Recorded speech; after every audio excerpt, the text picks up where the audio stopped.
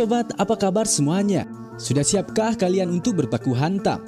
Di video ini kita akan membahas manga Tokyo Revenger chapter 221. Melanjutkan dari cerita sebelumnya, di mana saat Takemichi dan Senju terancam akan terbunuh, Draken sang penyelamat datang tepat waktu untuk menggagalkan aksi pembunuhan Rokuhara Tandai, hingga Takemichi dan Senju pun berhasil diselamatkan. Kemudian di chapter kali ini diberi judul Naik Turun Nasibnya.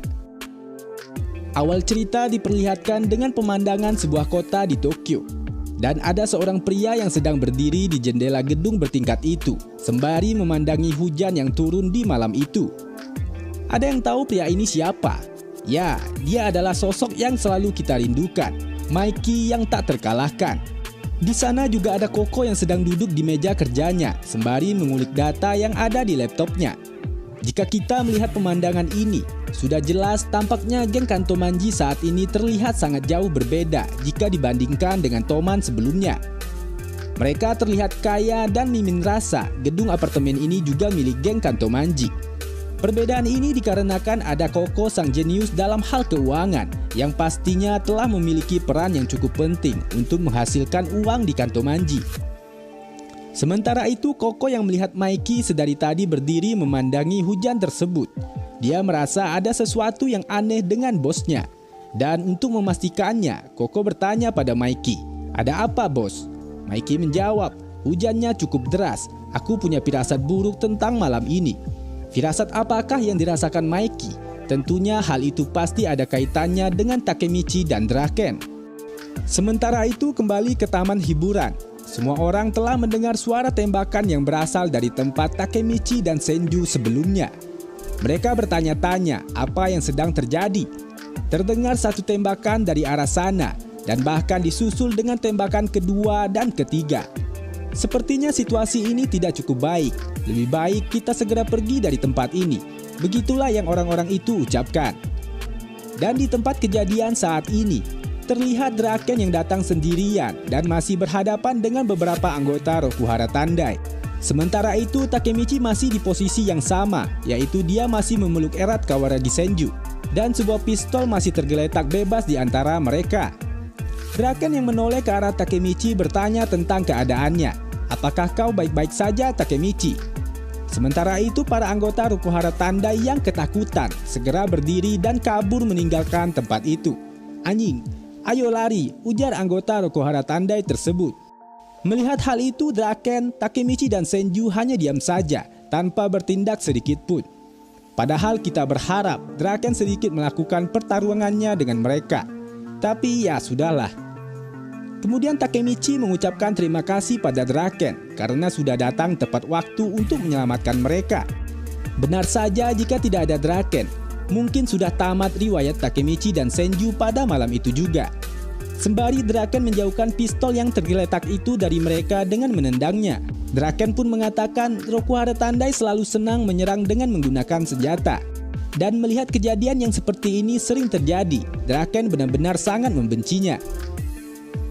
Sementara itu di sisi Takemichi, dia mencoba untuk melihat keadaan Senju dan menanyakan padanya apakah Senju ada yang terluka.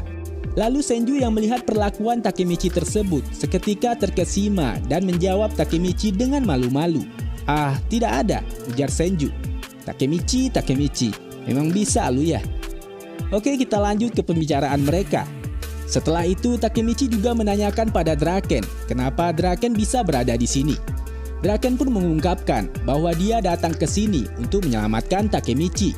Karena dari informasi yang Draken dapat, Inui telah mendengar dari mana saja bahwa ada orang yang berencana untuk menyerang Takemichi malam ini. Tepatnya mereka menuju ke taman hiburan ini. Mendengar jawaban Draken, Takemichi semakin tersentak. Dia tidak menyangka bahwa orang-orang itu benar-benar berusaha untuk membunuhnya. Draken pun kembali mengungkapkan bahwa mereka itu adalah bagian dari Rokuhara Tandai.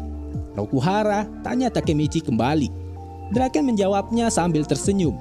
"Ayolah, kau seharusnya tahu bahwa kau saat ini sedang memiliki peran penting dan sedang naik daun. Tentunya akan menjadi hal yang tidak menyenangkan untuk Rokuhara Tandai ketika mendengar orang sepertimu bergabung dengan Brahman saat ini." Jadi itulah kenapa mereka bertindak sampai sejauh ini menggunakan senjata, ujar Takemichi.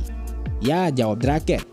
Kemudian Draken juga mengungkapkan, perang tiga dewa mungkin tidak akan menjadi konflik yang biasa lagi. Mereka terlibat dengan bisnis gelap dan banyak perusahaan yang berinvestasi kepadanya. Dan mereka juga memiliki pandangan yang berbeda di mata mereka. Kira-kira apa yang akan terjadi selanjutnya? Ujar Takemichi. Draken menjawab, mungkin Mikey lah yang akan datang selanjutnya. Lalu Takemichi pun memberitahu pada Draken tentang rahasia kemampuannya yang baru. Takemichi mengungkapkan, Draken, ini hanya antara kita berdua saja. Saat ini aku dapat melihat masa depan. Seketika Draken pun kaget saat mendengar hal itu. Tapi memang itulah kenyataannya, ujar Takemichi. Di masa depan itu aku telah melihat Senju mati untuk melindungiku. Tapi aku telah berhasil mencegah sesuatu yang mengerikan itu terjadi. Sementara itu saat Takemichi dan Draken sedang berbicara, ternyata Senju tidak mendengar dengan jelas apa yang mereka bicarakan. Senju pun bertanya pada mereka, apa yang sedang kalian bisikan? Lalu tanpa menghiraukan Senju, Takemichi pun menutup pembicaraan mereka berdua dengan mengucapkan terima kasih pada Draken. Saat ini kita telah berhasil merubah satu masa depan. Draken pun tersenyum dan berkata, jika benar begitu, maka aku juga ikut senang mendengarnya.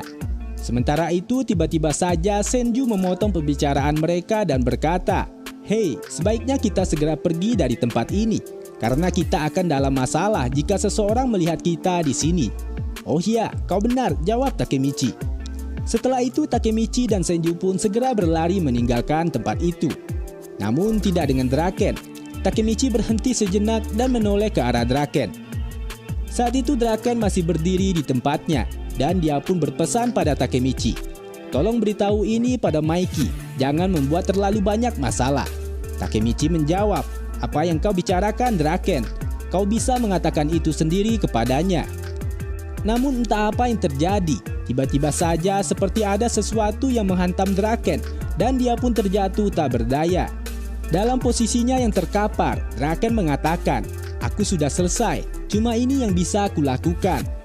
Sementara itu Takemichi dan Senju berdiri dari kejauhan dan tidak mengerti apa yang terjadi dengan Draken. Ayolah, jangan lagi, Senju gagal mati. Apakah sekarang Draken yang mati? Ayo sobat, bantu saya untuk mengkoreksinya bersama dari panel ini. Jika dilihat dari cara Draken jatuh, seperti ada yang menghantam kepalanya. Namun saat diperhatikan, di kepalanya tidak ditemukan luka apa-apa. Tapi saat Draken terkapar, seperti ada noda darah di perutnya. Dan itu ada 3 lubang bekas darah. Apakah itu benar bekas tembakan? Jika memang itu bekas tembakan, berarti itu terjadi saat Draken datang menyelamatkan Takemichi. Dan kebetulan tidak diperlihatkan adegan penyelamatan tersebut. Namun jika kita kembali ke awal cerita, orang-orang mendengar ada 3 kali suara tembakan. Jika itu benar, maka tidak salah lagi. Draken terkena tembakan itu dan berakhir seperti ini. Oh tidak, tolonglah Ken Wakui, jangan Draken yang dimatikan, anjinglah. Chapter ini pun harus berakhir sampai di sini. Jadi inilah pembahasan dari manga Tokyo Revenger chapter 221 kali ini. Oke, untuk teman-teman yang baru nonton di channel ini, jangan lupa di subscribe dan like-nya ya. Dukungan dari kalian akan menjadi penyemangat Bang Obe untuk membuat konten-konten selanjutnya.